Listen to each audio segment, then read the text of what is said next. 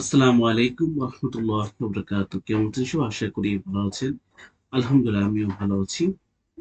আহ, যারা এখনো আমার চ্যানেল সাবস্ক্রাইব করা হয়নি তারা অবশ্যই সাবস্ক্রাইব করবেন। যারা ফেসবুকে ফলো দেওয়া হয়নি অবশ্যই ফেসবুকে ফলো দিবেন। চলো আমরা শুরু করব। চলো, চেঞ্জিং সেন্টেন্স। চলো আমরা শুরু করি। আগের দিন আমরা দুইটা নিয়ম করেছিলাম, চেঞ্জ সেন্টেন্স দুইটা রুলস। চলো সেগুলো আবার একটু just ছোট করে সংক্ষিপ্ত ভাবে ব্যাখ্যা করি। ছোট্ট করে খেয়াল করুন, ট্রান্সফরমেশন অফ সেন্টেন্স বা চেঞ্জ সেন্টেন্স জানতে গেলে আমাদের মূলত পাঁচটা জিনিস জানা দরকার সেন্টেন্স সম্পর্কে: assertive, integrative, imperative, objective and exclamatory. Assertive sentence আবার দুই প্রকার: অ্যাফার্মেটিভ আর নেগেটিভ। সেন্টেন্স অর্থ অনুযায়ী হলো পাঁচ প্রকার, এই পাঁচ প্রকার মনে রাখতে হবে। এবং অ্যাসার্টিভ দুই প্রকার: অ্যাফার্মেটিভ, নেগেটিভ। চলুন আমরা দেখি।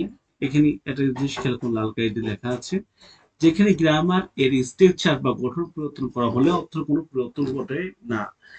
একথা বলতে গেলে আপনার গ্রামার পরিবর্তন হবে, স্ট্রাকচার পরিবর্তন হবে, কিন্তু অর্থের কোনো পরিবর্তন ঘটবে না। এটা হলো চেঞ্জিং সেন্টেন্স বা ট্রান্সফরমেশন অফ সেন্টেন্স। চলুন সহজ কথা হলো, বাক্য অন্তরিত অর্থ অবযুক্ত রেখেই ওয়ার্ড স্ট্রাকচার পরিবর্তন করে কি ট্রান্সফরমেশন অফ সেন্টেন্স। এই যে প্রকারগুলো আছে: টিপ, ইন্টারগেটিভ বা এক নম্বর ডিক্লারেটিভ স্টেটমেন্ট, ইন্টারগেটিভ বা এক নম্বর question, imperative, operative, exclamative. Citizen হলো দুই প্রকার: অ্যাফার্মেটিভ আর নেগেটিভ। আমরা যদি সংক্ষেপে যাব, প্রথমে আসি রুল ওয়ানে। যদি আপনি খেয়াল করেন, অনলি ব্যানন এর জায়গায় আমরা বলছিলাম যদি অনলি যে ব্যক্তিগত ব্যক্তি থাকে তাহলে নান বাট। হ্যাঁ, ব্যক্তি বা সৃষ্টিকর্তা যদি থাকে তাহলে আমরা নান বাট। এমন কেন হবে না, এই নিয়ে ভিডিও দেওয়া আছে, দেখে নেবেন সেখানে। দেখুন, only Allah can help us. Allah, শুধু আল্লাহই একমাত্র সাহায্য করতে পারেন। এখানে যেহেতু আল্লাহ সৃষ্টিকর্তা, এখানে আমরা নাম্বার দিয়েছি। এই যে নাম্বারটা আল্লাহ ক্যান হেল্প আস। ওকে, বস্তু যদি হয় তাহলে আমরা নট নাথিং বাট দিব। আর বয়স বা সৌন্দর্য হয় not more than, not less দিতে পারি। যেহেতু সংক্ষেপে যে মাস্ট বা হ্যাভ টু বা হ্যাজ টু বা হ্যাড টু থাকে, নিয়ম হচ্ছে দুইটা। যে can not but plus V one দিতে পারি, আবার আমরা দিতে পারি ক্যান নট হেল্প প্লাস ভবিষ্যতে আইনজি যোগ বা এই ফেলে। আমরা একটা উদাহরণ এক্সাম্পল দেখি। যেহেতু সংক্ষেপে দেখুন, মাস্ট অবি ইয়োর ফ্রেন্ডস। তোমাকে অবশ্যই তো পিতা মাতাকে মান্য করতে হবে। এখানে মাস্ট আছে, এই জন্য আমরা ক্যান নট পার্ট দিয়েছি। আর এগুলো লিখতে পারি you can not help plus অবিং লিখতে পারি, ইয়োর ফ্রেন্ডস এগুলো দিতে পারি। অ্যাজ উইশ, আপনার ইচ্ছা, যে যেটা খুশি সেটা দিতে পারেন। এবার আমরা রুল থ্রিতে চলে যাব। আজকে আলোচনা করবো রুল থ্রি আর রুল ফোর। অলওয়েজ এর ব্যবহার ও স্ট্রেচার। অলওয়েজ ব্যবহার ও স্ট্রেচার যে খেয়াল করে, affirmative stretcher subject plus auxiliary verb যদি থাকে, always plus main verb plus verb plus adjective plus বাকি অংশ। খেয়াল করুন আবারও, অ্যাফার্মেটিভ স্ট্রেচার কি, সাবজেক্ট প্লাস অক্সিলারি ভার্ব যদি থাকে, যদি থাকে plus always plus main verb, verb adjective plus বাকি অংশ। এই স্ট্রেচার হলো সাবজেক্ট অক্সিলারি ভার্ব যদি থাকে, নেইবার প্লাস মেইন ভার্ব ভবিষ্যৎ প্লাস বাকি অংশ। যদি এখানে খেয়াল করেন, স্ট্রাকচারটা he subject, is auxiliary verb, always তো অলওয়েজ এখানে দেখলাম, পাঞ্চুয়াল যেহেতু এটা অক্সিলারি ভার্ব যদি বা বললাম, পাঞ্চুয়াল এটা বাকি অংশ। কিন্তু ইজ আছে, যেহেতু আর কোনো ভার্ব নেই, ইজ এখানে কি হয়ে গেল, মেন ভার্ব। তো সে সবসময় সময় নিষ্ঠাবান। আমরা কি করবো, অলওয়েজ জায়গায় নেইবার দিব, এবং তারপরে কি দিব, এই যে মেন ওয়ার্ড থাকবে তার বিপরীত শব্দ। পাংচুয়াল আছে, বিপরীত শব্দ কি, লেট। হ্যাঁ, আপনি যদি আর কিছু উদাহরণ দেখি, সে দেখুন, শি ইজ অলওয়েজ হ্যাপি, সে সবসময় সুখী। শি ইজ নেভার আনহ্যাপি, সে কখনো অসুখী নয়। অ্যাফার্মেটিভ বাক্য নিয়ম বিস্তার: অ্যাফার্মেটিভ অলওয়েজ থাকলে এটি করার সময় নেভার বসে, আর অ্যাফার্মেটিভ মূল শব্দে ভার্ব অ্যাডজেক্টিভ শব্দ অ্যান্টোনিম বসে। আমরা যে অনুসরণ প্র্যাকটিস করি একটু, চলো আমরা দেখি। এটা আমরা প্র্যাকটিস করি। 3 নম্বর উদাহরণটা আমরা দেখি। Is always present in the programme, সে অনুষ্ঠানে সবসময় উপস্থিত থাকে। অলওয়েজ এর পরিবর্তে আমরা নেভার দিয়েছি, অ্যাবসেন্ট প্রেজেন্ট অ্যাবসেন্ট দিয়েছি। নেগেটিভ অ্যান্টোনিম অ্যাসেন্ডিসে আছে তাই ফর্ম দ্য প্রোগ্রাম।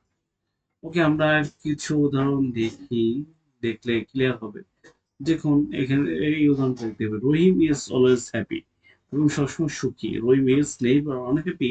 রহিম কখনো অসুখী নয়। এখন একটা জিনিস খেয়াল করুন, অলওয়েজ থাকলে নেইবার বলছে ওয়ার্ড ছিল পরিবর্তন হচ্ছে, স্ট্রাকচার গ্রামাটিক স্ট্রাকচার পরিবর্তন হতে পারে, ওয়ার্ডের পরিবর্তন হতে পারে, কিন্তু অর্থের কোনো চেঞ্জ হবে না। এবং সবসময় খুশি এবং কখনোই অসুখী নয়। এবার আমরা রুল 4 এ চলে যাব। সাধারণ অ্যাফার্মেটিভ বাক্যে নেগেটিভ রূপ দেওয়ার স্ট্রাকচার। ভার্ব অক্সিলারি ভার্বের পরে নট বসে, অক্সিলারি ভার্বের পর কি বসে? নট বসে। অ্যাফার্মেটিভ শব্দে অক্সিলারি ভার্ব নেগেটিভ শব্দ দিতে হয়।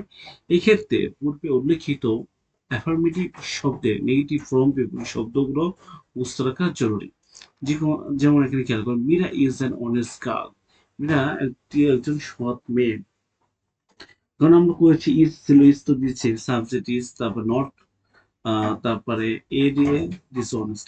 এর এন আর এর বিরক্ত বুঝছেন, যেহেতু এটা আর্টিকেল আছে এস উচ্চারণ যদি ভায়োলেট থাকে এই আই ও ইউ, এর জন্য এন হয়েছে। আর যেহেতু এটা কনসোনেন্ট উচ্চারণ আছে তার জন্য এ হয়েছে। May is an May is not dishonest girl. একটা উদাহরণ দেখি, কিছু উদাহরণ দেখা যাক নিচ্ছেন আমি। আম, দেখুন, হি ইজ অ্যাক্টিভ, সে কর্মঠ। হি ইজ নট লেজি বা ইনঅ্যাক্টিভ, সে অলস নয়। হ্যাঁ, দ্য প্রবলেম ওয়াজ ইজি, সমস্যাটি সহজ ছিল। দ্য প্রবলেম লিখেছে, ওয়াজ লিখেছি, নট ইজি। ইজি শব্দগুলো ডিফিকাল্ট, সমস্যাটি কঠিন ছিল না। যে অস্ত্রের কোনো পরিবর্তন হয়নি, সমস্যাটি সহজ ছিল, সমস্যাটি কঠিন ছিল না। হ্যাঁ, আপনার ওয়ার্ড স্ট্রাকচার পরিবর্তন করবে, কিন্তু মধ্যে কোনো পরিবর্তন করবে না। এটা হলো সেন্টেন্স। আশা করি বুঝতে পেরেছেন। আমরা একবার একটু রিভিশন দিই, রিভিশন দিলে ভালো হবে। কিছু এক্সাম্পল আমরা দিতে পারি। চলো আমরা শুরু করি, এক্সাম্পল দেখি। দেখুন এখানে আছে, এই এক্সাম্পলটা নিই। The water of this pond is always clean. এই পুকুরের পানি সবসময় পরিষ্কার। আমরা কি লিখেছি? The water of this pond is, এই পর্যন্ত হচ্ছে নেভার, নেভার লিখে চলেছে জায়গায় নেভার। ক্লিন ছিল, ক্লিন যে ডার্টি, এই পুকুরের পানি কখনোই নোংরা নয়। আমরা বাংলা দিয়ে দিয়েছি, খেয়াল করেন বাংলায় খেয়াল করেন, the water of this the font is always clean. এই পুকুরের পানি সবসময় পরিষ্কার। বাংলা ঠিক আছে। আপনি যদি খেয়াল করেন, the water of this font is never dirty, এই পুকুরের পানি কখনোই নোংরা নয়। অর্থের পরিবর্তন হয়নি, স্ট্রাকচারের বা ওয়ার্ডের পরিবর্তন হয়েছে। এটাই হচ্ছে সেন্টেন্স। আর আমরা যদি আসি আপনার নেগেটিভ এখানে এক্সাম্পল গুলো যদি দেখি, যেমন হি ইজ, সে ধনী। হি ইজ নট পোর, সে গরিব নয়।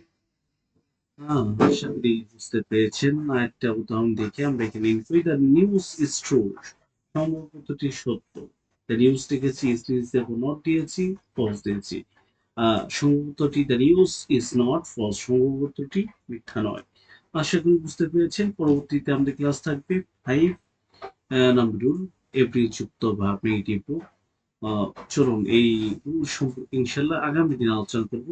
আজকে এ পর্যন্ত, সবাই ভালো থাকবেন। আসসালামু আলাইকুম ওয়া রাহমাতুল্লাহি ওয়া বারাকাতুহু।